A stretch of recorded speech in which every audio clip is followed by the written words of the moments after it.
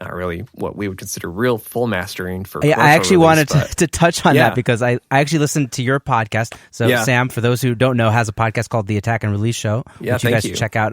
Obviously, I'll plug it in the show notes. And I was actually, I'm not that deep into it yet, but I listened to the one you guys did about the automated mastering, and your pitch of just like, they don't listen, right? You know, us mastering engineers, we listen, and that was like, that's like, okay, that's the reason why it doesn't make sense, right? And you spelled it out so plainly, and it's like not even like a thought.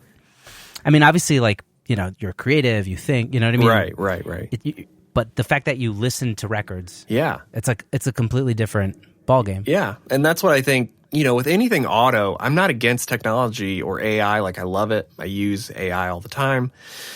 But one of my biggest gripes, which is on the, you know, the podcast, if people want to listen to it, but the short of it is, like, I get frustrated in the industry, because I'm in the real legit music industry, is we have these new companies and plugins and auto things that are claiming to be certain things, and they're really just not that. You know, as we define mastering as, like, you have to be able to at least listen to the song traditionally, you know, and enhance it and get it ready for commercial release. Well, you have auto mastering like a Lander, which I think the technology could be there eventually, but, you know, like I said on the podcast, it's not listening. It doesn't know a kick drum from a bass drum, or an S from a hi-hat, or a snare from a, you know, any sort of percussive element. And so it's just mastering based on a frequency response, which is one of the worst ways to do anything in music. You know, if for like mixers, it's like, just mute your whole session and create the perfect curve in your mix looking at a frequency analyzer,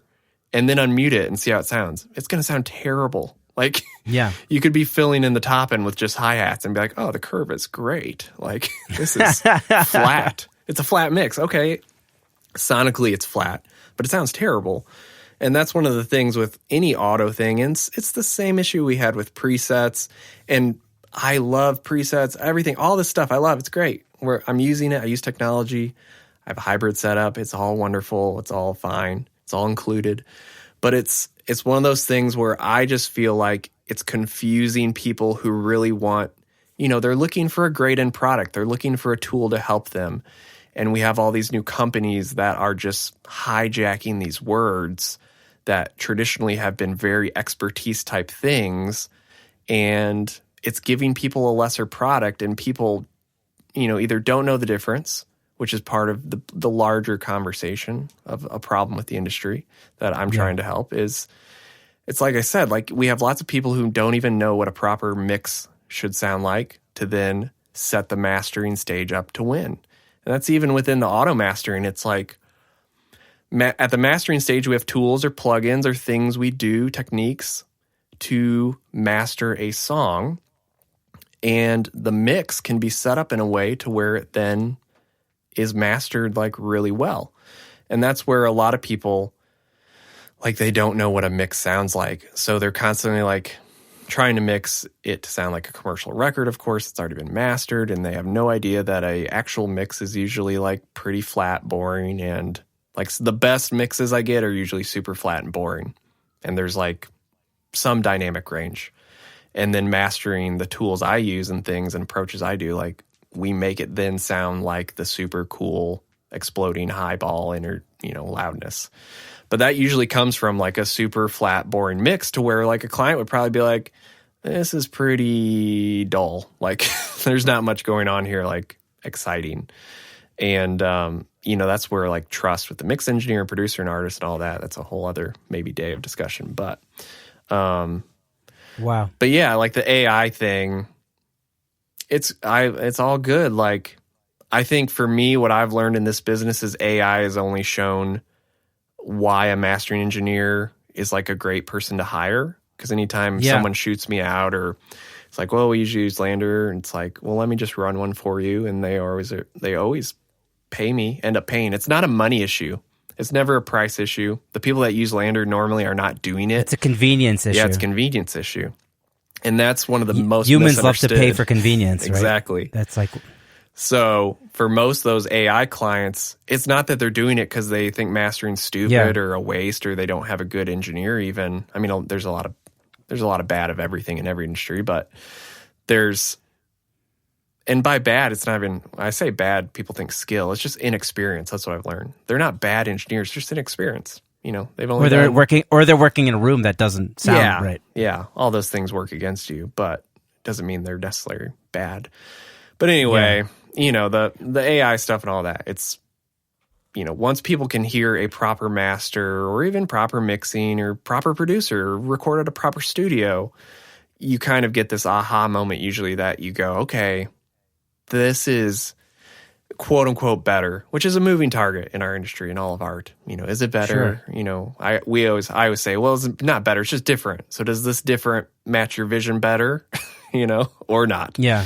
So that's how I find by the end of that, by the time you're at that point of the production where it's like mastering, it's just like you're so not objective. Yeah. So those like better, not better, like you don't even know anymore. Right. Yeah, and that's why people hire me. It's I'm the person who says your record's done or not. I've done enough records now to where people go, he knows something, and he's heard enough records and put enough out. And then, did you put in your 10,000 records? Oh, absolutely. Yeah. Exactly.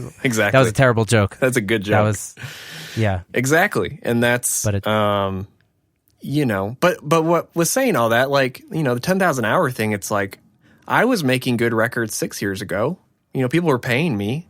I wasn't as confident, or like, as I am now, where it's like, all right, I pretty much know every type of song that could come my way at this point, I feel like. And I know what tools to use or not to use, which is probably more important, to get us to the end product that they have described they want. And, 6 years ago, I didn't have that. I knew how things sounded. I knew how I probably wanted it to sound or how they wanted it to sound. But, you don't have that tool belt to pull from, that experience to pull from. And that's one of the biggest things in the music industry is it just takes a long time. And that's in any job. I talk about like, you want to work in the corporate world, it's going to take you 10 years to become manager, most likely. Just like for me, it took 10 years to become a master engineer in town that people are like, yeah, he's great. He does great work. He's a professional. He's really crushing it. 5 years ago, no one was saying that, on the level they do now. And that's just how it goes. Like it's the overnight celebrity thing of, they got famous overnight. Well, they put in 8 years, like. I have two questions. Okay, go. Yeah. First of all, was it difficult to niche down only into mastering from like being a jack of all trades? And Wonderful second, question. Like, what was that interim period like while you've already niched down, but you haven't reached that level of success that like, oh, he's a mastering guy, you should go check him out? Right. Wonderful questions. I'll try to answer them. I think becoming just a mastering guy was fairly easy. And while I did that, I still was producing and engineering. I just wasn't advertising it like I used to. Like sometimes you go to people's website and they're like, what services do you want? Engineering, producing, mixing, mastering, web design, graphic design.